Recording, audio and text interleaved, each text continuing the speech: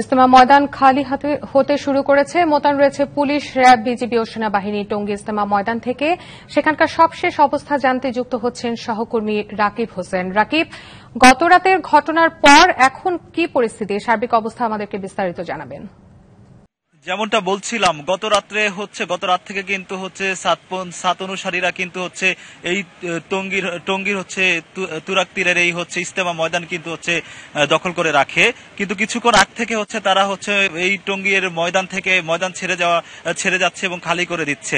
সিদ্ধান্ত আসার প্রায় 2 ঘন্টা পর সহায়তা করছে। আরেকটা বিষয় একটু জানিয়ে রাখি যে এই সাতপন্থী যারা রয়েছেন, সাত অনুসারী যারা রয়েছেন, এখানে সবাই কিন্তু সাত অনুসারী এবং তাদের সিনিয়ররা নির্দেশনা দিয়েছিলেন।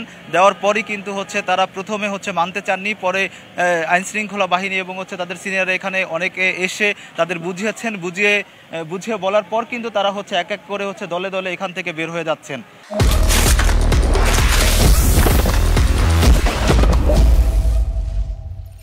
তবে তারা যেন নিজ গন্তব্যে পৌঁছাতে পারেন সেজন্য আইন শৃঙ্খলা বাহিনী এবং যৌথ বাহিনী এবং বিভিন্ন বাহিনীর লোকজন তাদের সহায়তা করছে। আপনাকে যদি একটু দেখানোর চেষ্টা করি যে এই যে টঙ্গী ইজতেমা মাঠে কিন্তু দেখা যাচ্ছে বিপুল পরিমাণে মানুষ এক এক করে দল বেঁধে বেরিয়ে যাচ্ছেন।